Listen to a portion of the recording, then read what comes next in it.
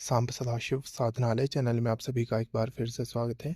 आज हम आपको चतुष्षष्ठी योगिनी के विषय में जानकारी देने जा रहे हैं। उनकी एक स्तोत्र के विषय में आपको बताने जा रहे हैं, जिनके माध्यम से साधक गणों की अनेक समस्याओं का समाधान हो जाता है। इसके विषय में अधिक जानकारी देने से पूर्व आप सभी से मैं आग्रह करूंगा कि आप हमारे यूट्यूब चैनल साधनालय को अवश्य सब्सक्राइब कर लें और हमारे टेलीग्राम चैनल एवं ग्रुप से भी अवश्य जुड़े, जिनका लिंक आपको डिस्क्रिप्शन में मिल जाएगा। देखिए, भगवती के जितने भी स्वरूप है उन सभी के साथ उनकी योगिनियाँ अवश्य चलती है।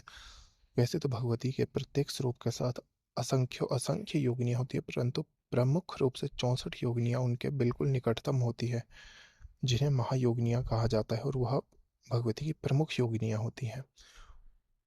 उनकी यदि साधक कृपा प्राप्त कर लेता है तो उसके अनेकों कष्ट योगिनियाँ स्वयं भक्षित कर जाती है।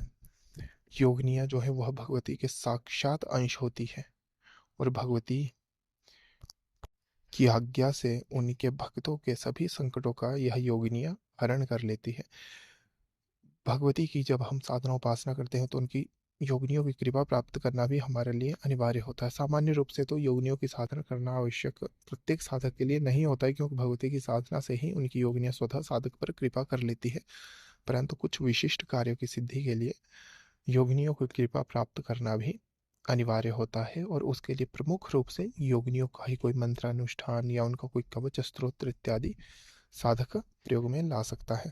आज मैं आपको जिस स्तोत्र के बारे में बताने जा रहा हूँ उसमें भगवती की 64 योगिनियों का वर्णन है। इसमें 64 योगिनियों के नाम है, और इसके विषय में साक्षात शिव स्वरूप भगवान स्कंद ने बताया है।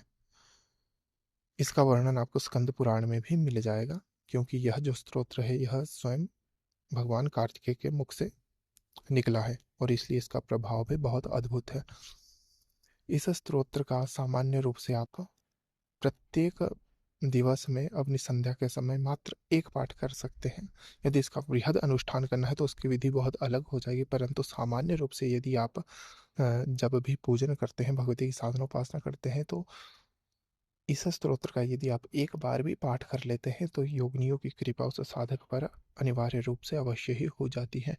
और इसकी फलश्रुति में भी कहा गया है कि जो साधक इसका त्रिकाल संध्या में पाठ करता है उस पर किसी प्रकार का कोई संकट नहीं आता है। योगिनियाँ उसकी सभी बाधाओं का हरण कर लेती हैं। कोई भी डाकिनी, कुष्मांड, प्रेत इत्यादि उसको हानि नहीं पहुंचा सकता है।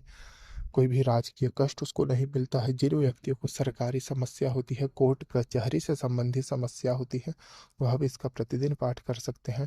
जिन माताओं बहनों का गर्भ बार बार गिर जाता हो, वह इसका पाठ करे तो योगिनियाँ स्वयं गर्भ का रक्षण करती हैं। इसके अतिरिक्त कोई भी मुकदमा इत्यादि आप पर चलाया गया हो, किसी भी वाद विवाद में आप फंसे हों, तो भी योगिनियों की सहायता इस स्तोत्र के माध्यम से आप प्राप्त कर सकते हैं। और जिन भी साधकों की साधना में बार बार रुकावट आती हो, बार बार उनकी साधना खंडित हो जाती हो, तब उन्हें योगिनियों के इस स्तोत्र का पाठ अवश्य करना चाहिए, क्योंकि जब योगिनियाँ सर्वप्रथम साधना में आपकी आ जाती है तो वह आपके सभी विघ्नों का हरण कर लेती हैं। और तत्पश्चात जब आप भगवती की साधना उपासना करते हैं तो उसमें किसी प्रकार का कोई विघ्न नहीं आता, साधना खंडित नहीं होती है।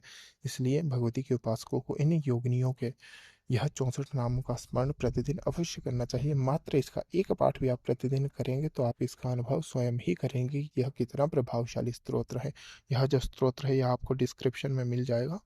सामान्य रूप से जब आप अपनी साधना उपासना करें तो गुरु गणेश भैरव स्मरण के पश्चात जब आप अपने इष्ट का पूजन कर ले तो और अपने जप इत्यादि को कर ले, तत्पश्चात आप अंत में इस स्तोत्र का एक बार पाठ कर सकते हैं। अन्यथा भैरव स्मरण के पश्चात भी आप इस स्तोत्र का एक पाठ कर सकते हैं। तत्पश्चात आप भगवती का पूजन एवं जप कर सकते हैं। इस प्रकार इस विधान से भी आप इसका जप कर सकते हैं।